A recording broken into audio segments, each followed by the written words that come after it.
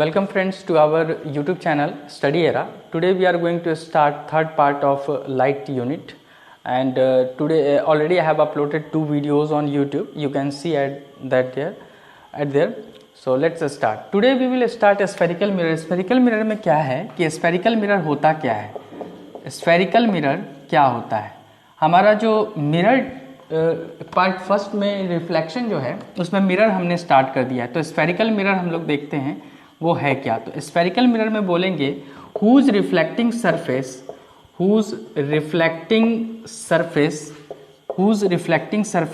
Is curved, जिसका reflecting surface curved होता है उसे हम लोग स्फेरिकल मिरर बोलते हैं। ठीक है, कैसा कर्व होता है? तो वो कुछ इस तरह का कर्व होता है। ये जो है यही कर्व जो होता है यही स्फेरिकल मिरर होता है।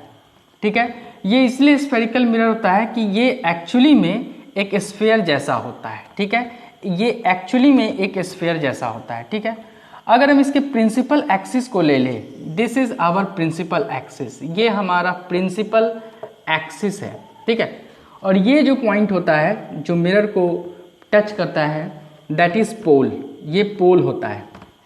ठीक है, और ये जो चीज है ये this is C, centre of curvature. एक बात समझ लीजिए आप लोग कि we have to take the concept of circle only. यहाँ पे सर्कल का ही कॉन्सेप्ट लेना है। जो सर्कल में ये जो सी क्या होता था, सेंटर होता था, वही सी यहाँ पे सेंटर ऑफ कर्वेचर है। ठीक है, और इन दोनों के बीच में एकदम मिड पॉइंट पे एक फोकस होगा, एफ फोकस होगा, जिसे हम लोग कैपिटल एफ से डिनोट करेंगे। और पोल और एफ के बीच में जो डिस्टेंस होगा उसे हम लोग स्मॉल एफ से डिनोट करेंगे, जिसे हम लोग बोलेंगे फोकल लेंथ।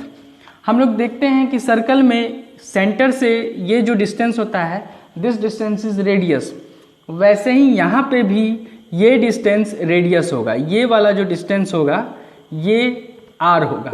ठीक है, रेडियस।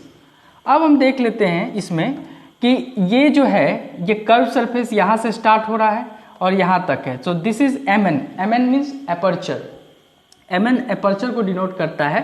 ठीक है, तो अगर आप लिखना चाहें तो ये चीज़ लिख सकते हैं कि सी इज सेंटर ऑफ कर्वेचर है। ठीक है, एफ हमारा फोकस है, ठीक है, एफ जो है एफ सेंटर ऑफ कर्वेचर और पोल के एकदम मिड में होगा, एकदम मिड पॉइंट पे होगा। ठीक है, एक इंपॉर्टेंट चीज इसमें याद क्या रखना है, एक इंपॉर्टेंट चीज इसमें याद ये रखना है कि R is equal to 2F होता है। ये हमेशा याद रखना है। क्यों?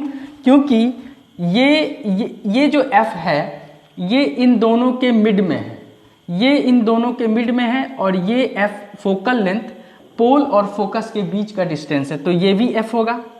ठीक है, हालांकि ये फोकल लेंथ होता है, इसे हम लोग स्मॉल f से डिनोट नहीं करते हैं, इसको फोकल लेंथ हम लोग बोलते हैं, इसको। ठीक है, ठीक है, तो R जो है, R जो है वो 2F होगा। ठीक है, और आइदर आप लोग ऐसे भी लिख सकते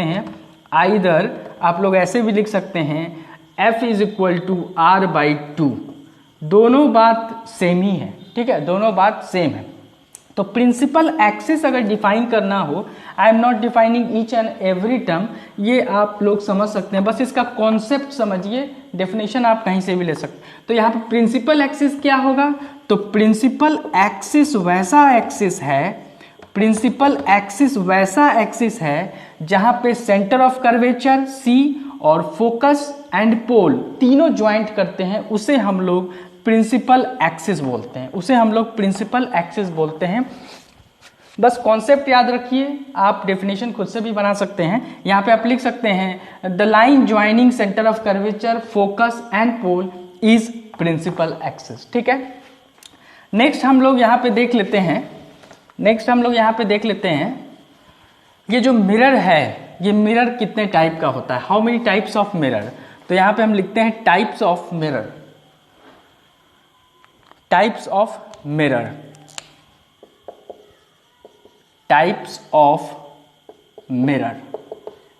मिरर का जो टाइप्स होगा उसको हम लोग देख लेते हैं। तो मिरर का बेसिकली 2 टाइप्स होता है, एक कन्वेक्स मिरर और दूसरा कनकेव मिरर, दूसरा कनकेव मिरर होता है, ठीक है, दूसरा कनकेव मिरर होता है। कन्वेक्स मिरर में क्या होता है, कन्वेक्स मिरर की अगर हम बात करें और कनकेव मिरर की बात करें तो दोनों में डिफरेंस क्या है। सबसे पहले मैं फिगर बना देता हूँ यहाँ पे। कन्वेक्स मिरर का क्या होता है, ये जो पॉलिश्ड सरफेस रहता है ये अंदर की तरफ रहता है, इसका उभार जो होता है ये बाहर की तरफ होता है। आई मीन टू से कि जो कर्व सरफेस होता है ये आउटर में होता है। तो कैसे लिखेंगे हम लोग, whose reflecting surface is curved, whose reflecting surface is curved outward, बाहर की तरफ रहता है। ये जो है ये बाहर की तरफ है, जबकि इसका क्या होता है, इसका जो कर्व सरफेस रहता है ये कर्व सरफेस वो अंदर की तरफ रहता है। तो whose reflecting surface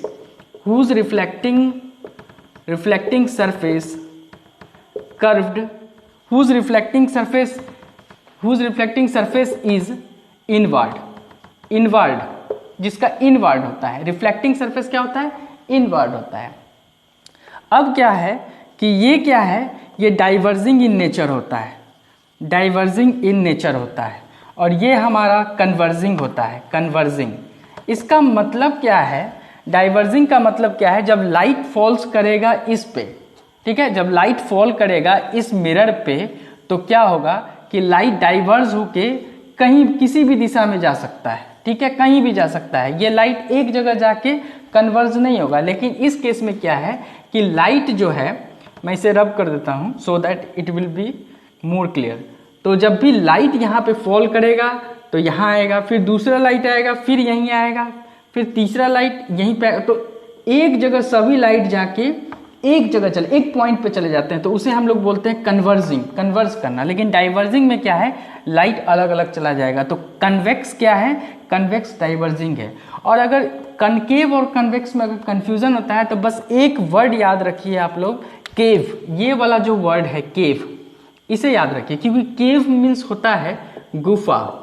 गुफा होता है सोशल साइंस में, सोशल स्टडीज में जो हम लोग पढ़ते हैं, तो ये अंदर की तरफ जा रहा है। देखिए ये अंदर की तरफ जा रहा है, तो ये गुफा टाइप का है। तो गुफा किस में होगा, तो कनकेव में होगा, जबकि ये बाहर की तरफ है, ठीक है। तो ये कंफ्यूजन से बचने के लिए है, ठीक है ना। हालांकि ये कोई ट्रिक नहीं है, बस आप इसे कंफ्यूजन से बचने के लिए इसे याद रख सकते हैं। नेक्स्ट में हम लोग आ जाते हैं रूल्स। कनकेव मिरर जो इमेज बनाता है, rules for making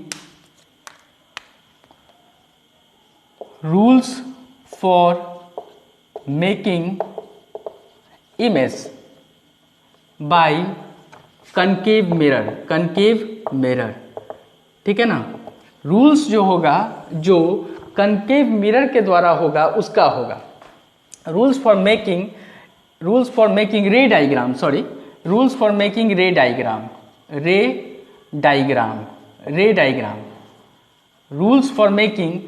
diagram, by concave mirror, ठीक है, बाय कनकेव मिरर के द्वारा।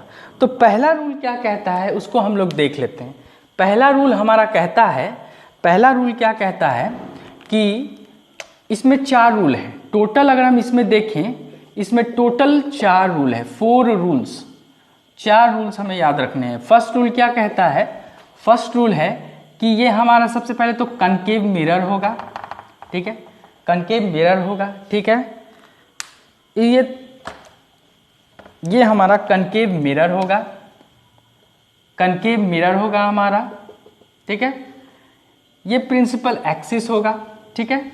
अब जब भी ये पोल है हमारा, this is pole, this is focus and this is centre of curvature, ठीक है। Whenever light falls on mirror, अगर लाइट जो है पैरेलल हो किसके, व्हेन लाइट इज पैरेलल,